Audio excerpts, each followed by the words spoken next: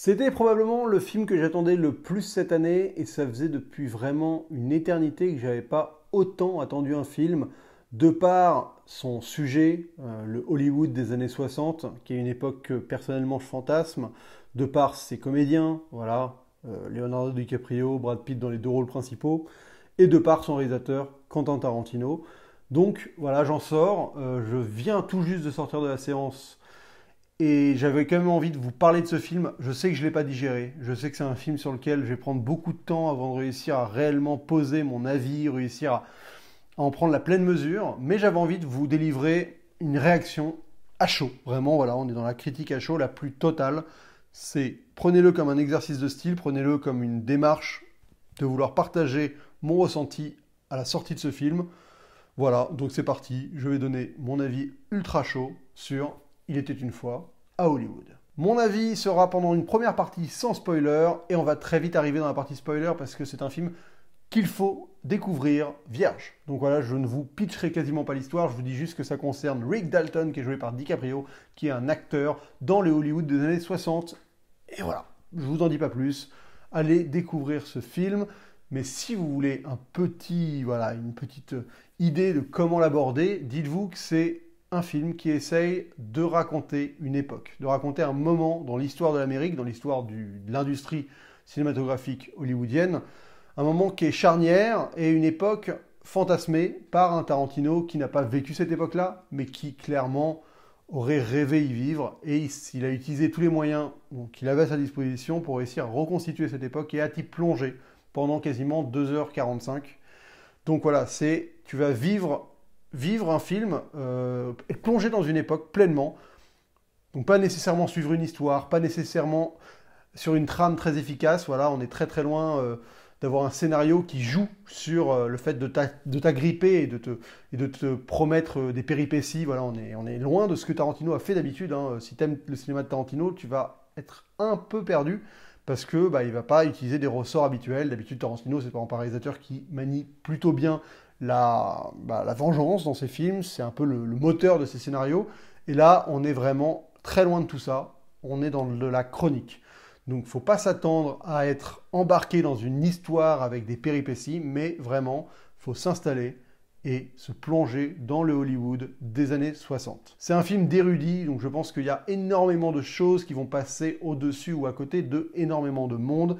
Si on ne connaît pas le contexte historique de l'Amérique à l'époque, certains événements marquants de ce moment-là, qui est vraiment un moment charnière de l'histoire de l'Amérique, et donc la fin des années 60. Le film est compliqué à aborder. Honnêtement, il est très compliqué à aborder, donc je ne dis pas de quoi ça parle, je ne dis pas ce qu'il faut connaître pour vraiment réussir à l'aborder sereinement, mais je pense qu'il va en laisser énormément sur le carreau, et moi, il m'a laissé sur le carreau sur plein de trucs, hein, parce que franchement, il y a aussi bien un besoin de culture sur la télé américaine des années 50, que sur le western spaghetti, que sur les événements, on va dire, politiques, ou en tout cas extra-cinéma de l'époque en question. Enfin voilà, il y a énormément de choses qui font que si toi, tu es au fait de ça, tu vas réussir à aborder le film d'une manière encore plus immersive. Et certains ressorts scénaristiques, ou en tout cas certains éléments de tension vont fonctionner si tu es au courant de certaines choses. C'est un film qui ne te présente pas les personnages qui n'est pas là pour te mâcher le travail en te disant lui c'est ça, il a fait ci, ça, faut que tu t'en souviennes à cause de ça. Pas du tout. Il va te balancer les persos dans ce contexte-là que tu es supposé plus ou moins connaître si tu es au courant de l'industrie cinématographique de l'époque. Donc c'est la première chose. Ça demande un effort en tant que spectateur et il n'est pas forcément abordable pour tous. Je pense que de tous les Tarantino, c'est le moins abordable, honnêtement. Mais cela étant dit, vous allez être plongé dans un monde extraordinairement bien reconstitué, c'est dingue. Vous allez avoir des séquences qui peuvent paraître banales, qui sont troublantes, quoi. Enfin, toutes ces séquences en voiture sur des autoroutes remplies de bagnoles. T'as des autoroutes entières de voitures des années 60, avec des panneaux des années 60, avec des néons des années 60. Enfin bref, ils s'autorisent des choses de dingue en termes de reconstitution, et sans appuyer dessus, quoi. Il est vraiment là pour t'y plonger. Enfin, je veux dire, t'as des plans sur un drive-in de voiture qui dure vraiment 4 secondes. T'as l'impression qu'il a convoqué tout ça juste pour un plan qui te raconte rien de spécial sur le personnage à ce moment-là. En plus, c'est juste pour le kiff. Et il s'est fait kiffer. Voilà, il s'est fait kiffer. Il a vraiment reconstitué un rêve. Et bon, bah voilà, pour aller voir le rêve de Tarantino sur grand écran, c'est quand même pas quelque chose qu'on voit tous les jours, donc ça vaut vraiment la peine. Mais je comprends que vous serez peut-être surpris, déçu, ou en tout cas pas forcément embarqué dans ce film. C'est pas un film très très évident. Cela étant dit, allez-y, faites-vous votre avis. J'ai envie d'en parler librement, en mode spoiler. Donc, je vous dis, il était une fois Hollywood. Ça a fait partie, à mon avis, c'est très compliqué de vraiment me poser et me le dire, mais ça fait partie des films les plus troublants et, je pense, les plus envoûtants que j'aurais vus cette décennie. Je ne sais pas encore comment je le place dans mes Tarantino, comment je vais dormir dessus et m'en rendre compte. Tout ça, ça va prendre un peu de temps vraiment à ce que j'arrive à me poser et à y réfléchir. Et j'ai déjà envie de le revoir. Mais c'est probablement voilà, un des films auxquels je voulais le voir à tout prix et je m'attendais absolument pas à ce que j'ai vu. Écoutez, c'est un ode aux acteurs, un ode au cinéma, un ode à la fiction. C'est un ode au fantasme, au fait de réussir à réaliser ses rêves. Littéralement, c'est ça, le mec a réalisé un de ses rêves dans ce film, donc c'est dingue. Et à la fois, j'ai envie d'en parler en mode spoiler, donc comme ça je pourrais être précis sur mes exemples. Donc allez le voir, dites-moi ce que vous en avez pensé dans les commentaires. Et tout de suite, on rentre en mode spoiler sur Il était une fois à Hollywood. Je vais aborder plusieurs points comme ça, un peu de manière déconstruite, pas forcément avec un vrai fil conducteur. Le premier truc, on va parler un peu de la manière dont Tarantino gère les tournages et la manière dont il dépeint cette industrie de la télé. Je trouve qu'il la dépeint en conservant, pour la personne qui n'est pas vraiment au fait de comment se passe un tournage, toute sa portée mythique. C'est-à-dire il ne démystifie pas un tournage. C'est-à-dire que voilà, tu as toute cette séquence dans la rue avec DiCaprio qui donne la réplique quand il joue le rôle de Caleb à je sais plus qui Madrid là, et où c'est vraiment une séquence qui dure, où on sait que si tu sais comment se fait un film, que dans cette séquence qui est jouée et qui te met en scène, dans les coulisses, enfin la manière dont le film a eu lieu, c'est pas possible. Là, il te crée ça de manière totalement artificielle, où la séquence dure une plombe, ils commencent dehors, ils sont dehors, il y a plein de plans différents, donc tu te dis, ok, on est entre la réalité et la fiction, parce que c'est pas comme ça que dans la réalité tu ferais cette séquence si tu devais filmer deux acteurs qui jouent une séquence dans la fiction. Enfin, c'est un peu perturbant ce que je dis, mais voilà. Et pourtant il s'autorise à avoir DiCaprio dans toute cette énorme séquence qui est du pur western, où il s'éclate, hein. Il te crée une mythologie en 5 minutes, avec deux personnages comme ça, il arrive à te créer une séquence de western où tu es quand même impliqué dans ce qui se passe, et il prend son temps, et ben en 5 minutes, hop, et d'un coup, il te fait avoir le personnage de DiCaprio qu'oublie son dialogue. Et là, tu te dis, putain, mais... Et donc, on revient, il coupe pas, il garde le plan, il revient, il remet la caméra en place, il rejoue le truc pour la voir bien. Et là, tu te dis, mais wow, à quel niveau de... Tu vois, c'est génial de réussir à montrer ce que c'est quand même la réalité d'un tournage avec un acteur qui peut se planter sur une ligne et tout, mais il te démystifie pas le truc. Il te fait pas 15 plans différents, avec coupé, on change l'axe de caméra, voilà. Non, il arrive à te créer un monde. Et c'est ça qui est génial, c'est que c'est du fantasme. Encore une fois, c'est une manière fantasmée de montrer comment le cinéma se crée. Et c'est génial parce que, oui, c'est pas réel, mais c'est ça qu'on veut, quoi. C'est ça qu'on veut quand tu vas voir un film, c'est aussi pour réussir à mettre des rêves sur un putain d'écran, quoi. Et là, c'est ça. Et donc, on va tout de suite sauter à la fin donc, où il évite le meurtre de Sharon Tate, et je pense que c'est l'événement le plus important à prendre en compte, c'est que si tu es pas au fait de cette histoire, du meurtre de Sharon Tate, de tout ça, qui est quand même vraiment quelque chose d'ultra important, c'est un événement qui a en fait fait basculer l'Amérique, ou en tout cas le monde hollywoodien, dans une autre époque. C'est-à-dire que tout le monde te le dira, ça a été la fin d'une ère. Ça a été la fin des années 60, du Flower Power, de cette espèce d'époque de liesse, et c'était le moment le plus stimulant, c'est pas le mot, mais galvanisant, je sais pas, mais il y avait un côté vraiment où l'Amérique était en ébullition à ce moment-là. On était sur l'époque Woodstock, on était sur les mouvements hippies, la guerre du Vietnam, on allait vers quelque chose, et c'était une époque que quand tu regardes des films comme Forrest Gump, qui te le retranscrit, c'est bien, pas forcément, beaucoup de gens ne seront pas d'accord avec ce que je viens de dire, mais c'est une époque qui est vraiment blindée de fantasmes, et on avait l'impression que tout était possible. Et le meurtre de Sharon Tate dans la vraie vie a cassé quelque chose, a vraiment cassé quelque chose. C'est-à-dire que ces personnes qui étaient des faiseurs de rêves sur grand écran, des stars qui vivaient leur vie avec une forme d'insouciance totale, se sont retrouvés du jour au lendemain à avoir peur. Et ça a changé vraiment, vraiment, tout le monde te le dira. Tu lis, bon, évidemment, la biographie, par exemple, de Roman Polanski. Bon, évidemment, lui, ça a littéralement changé sa vie, parce que sa femme, enceinte de 8 mois, est morte ce soir-là. Mais si on lit des biographies, même des livres sur l'époque d'Hollywood, tout le monde dira que cet événement fait partie des événements qui ont changé la face d'Hollywood et de l'Amérique. Au même titre que le concert des Hells Angels des Rolling Stones, où il y a eu un mort ou plusieurs morts dans la foule, le concert où les Hells Angels faisaient la sécurité des Rolling Stones. C'est les deux événements qui viennent clore la décennie des années 60 et tout l'élan d'euphorie qui colportait.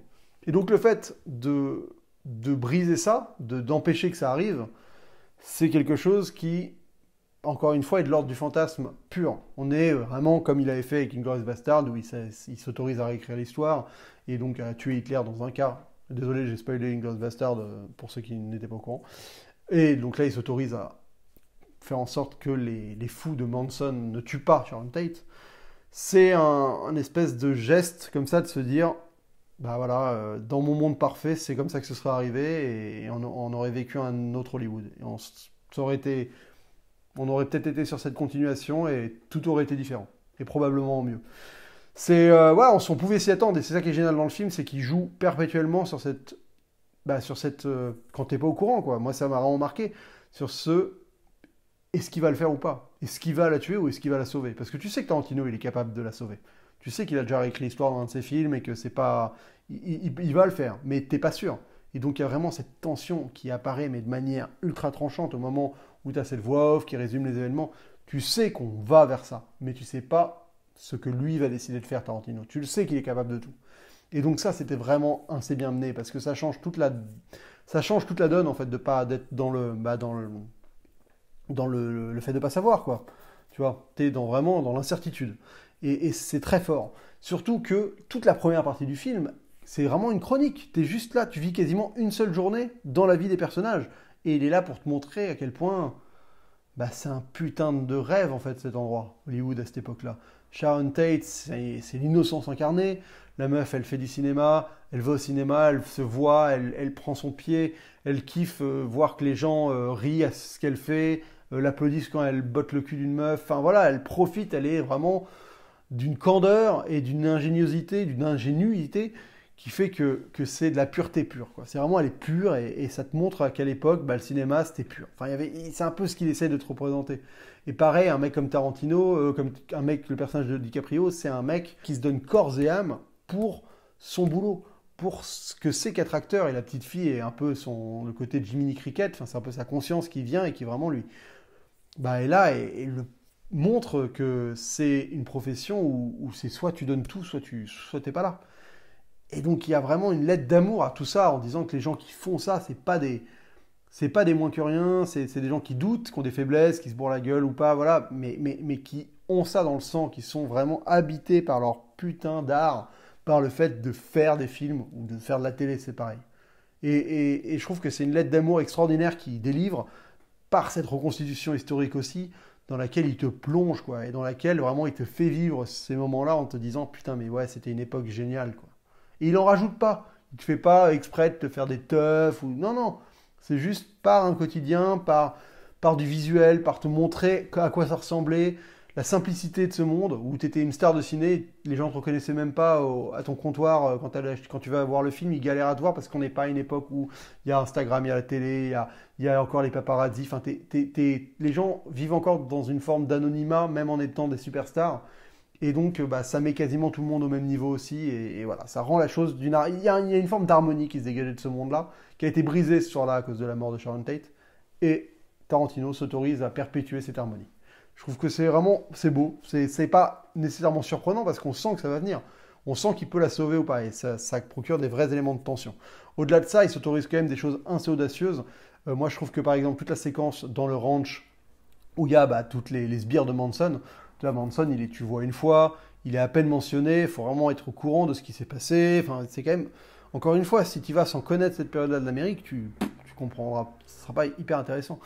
Mais donc toute cette séquence où il arrive à te créer une tension en jouant, par exemple, sur le son du programme télé que les gens regardent pour pour t'habiller la séquence où Brad Pitt progresse dans la maison avec George. Et là, il se fait un kiff. Pendant, mais genre 20 minutes, il se fait un kiff de suspense qui est suspense pur et dur. Et en fait, ce qui est génial, c'est que ce film m'a fait penser à cette phrase de Hitchcock et Truffaut, là, le fameux dialogue avec cette histoire de bombe sous la table. Vous savez, où on dit, en fait, vous mettez deux personnages à une table, vous dites au spectateur qu'il y a une bombe sous la table, ils peuvent parler de n'importe quoi, la conversation deviendra palpitante parce que tu sais qu'à un moment ça va péter. Et en fait, ce film joue de la même chose. Et le personnage de Sharon Tate, il sert qu'à ça. On te présente Sharon Tate, on te montre qu'elle est innocente et qu'elle est belle et qu'elle est pure. Et on te dit, en fait, on te dit pas, mais tu le sais, parce que voilà, faut le savoir, dans la vraie vie, dans l'histoire que je te raconte, à ce moment-là, dans 6 mois, elle va crever. Elle va se faire assassiner enceinte de son bébé, ça va être horrible. Donc tout ce qui se passe, même s'il n'y a pas d'enjeu, c'est gorgé de tension, quoi. Tu sais que, waouh. Et les gens, quand ils arrivent dans le ranch, tu sais que les gens chez qui il est, ce sont les gens qui vont faire ça en plus. Donc la tension, elle est redoublée. Et donc c'est parfaitement maîtrisé, quoi. Au-delà de ça, je trouve qu'il y a des choses vraiment, enfin, il prend pas le spectateur par la main, et il te laisse un peu perdu par moments, c'est agréable, quoi. Autant par le flashback qu'a Brad Pitt sur le toit, qu'à un truc, tu sais à peine si c'est un flashback ou si c'est, enfin, tu mets du temps avant de te rendre compte que c'est un flashback, et il se fait kiffer, quoi. Il fout une rouste à Bruce Lee, quoi. Enfin, c'est génial, encore une fois, c'est comment tu manipules des figures pour t'amuser avec aussi et t'autoriser des choses. Alors apparemment les gens ont gueulé, je sais pas, enfin, j'ai pas envie ça m'intéresse pas de parler de ça, mais voilà, il s'autorise à s'amuser avec ce Hollywood-là, avec certaines icônes. Il n'en fait pas trop. Il fait pas un défilé de caméos, il fait pas du Forrest Gump non plus, à vouloir te présenter tous les gens qui participaient à cet Hollywood-là. Non. Il en prend quelques-uns pour vraiment les utiliser et faire en sorte que ça te marque et que tu t'en souviennes, quoi. Et il faut quand même parler aussi de la BO, quoi, mais cette soundtrack, non, mais la musique est extraordinaire. Je pense que ça va devenir la BO, enfin un peu, voilà, on est sur de la BO colossale. Je parle des choix de musique, hein. On est sur, encore une fois, Tarantino montre que là, il est énorme. Toutes les reprises des chansons que tu as déjà entendues 1000 fois, mais qui te met ce moment où il te met Mrs. Robinson dans la situation inversée, où c'est un vieux ou une jeune qui séduit un vieux. Pareil, tu vois, encore une fois, si tu n'as pas les références, à mon avis, il y a tellement de petits détails comme ça qui viennent enrichir le plaisir de plonger dans ce film-là, parce que c'est ultra référencé et que fatalement, plus tu as de références, plus je pense que le film te happe et te prend par la main. Mais si tu n'as pas de références, si tu n'as pas les connaissances historiques, le film te laisse sur le carreau. Mais c'est un choix, et je préfère des réalisateurs qui font des choix forts, des choix qui sont, on va dire, audacieux, avec vraiment une volonté d'aller quelque part où personne d'autre est allé avant, plutôt que des réalisateurs qui te font quelque chose de calibré pour que ça plaise à tout le monde. Et donc merci Tarantino de m'avoir fait vivre ces 2h45 dans le Hollywood des années 60, et surtout d'avoir réussi à mettre en image de manière aussi magistrale et aussi bien reconstituée ce fantasme qu'était la fin du Flower Power, cette époque magique, quoi. Cette époque, non mais si vous êtes fan de rock, si vous êtes, enfin, moi Woodstock, tout ça, c'est vraiment, je dis souvent que j'ai vraiment ce syndrome de la nostalgie d'une époque que j'ai pas vécue. Et je pense que là, Tarantino, il est en plein dedans, hein. C'est la nostalgie s'il y a une époque à laquelle je voudrais revenir dans le temps, c'est cette époque-là, aux États-Unis. C'est pour moi c'est le moment qui me fait le plus fantasmer. Et j'ai l'impression que Tarantino aussi. Donc écoutez, il s'est fait rêver. Et voilà, après, je parle aussi des comédiens, ils sont tous excellents.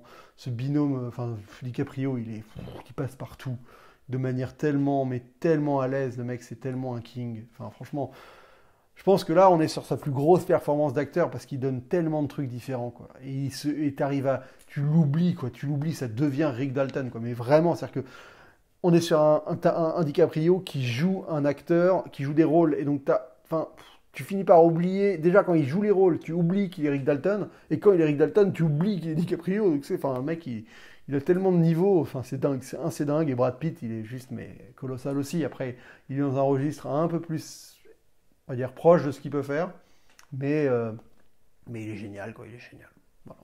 Donc, un grand film, plus j'en parle, plus je l'aime. Ah putain, non mais c'est un grand film, franchement.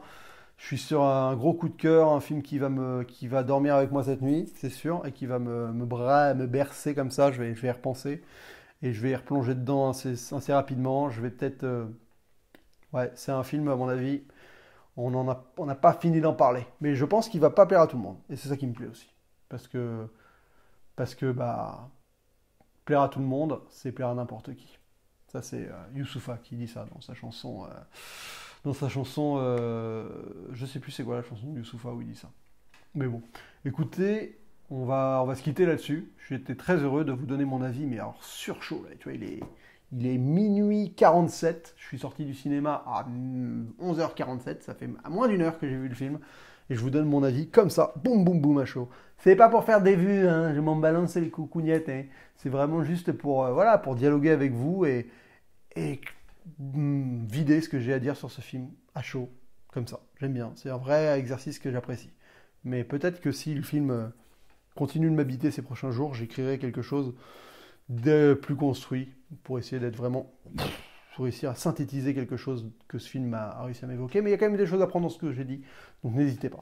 On se retrouve très vite pour une prochaine vidéo. N'hésitez pas à liker et partager. Bref, merci à vous d'avoir suivi ça jusqu'au bout. Et j'ai envie de vous dire à la prochaine. Et d'ici là, bonne toile.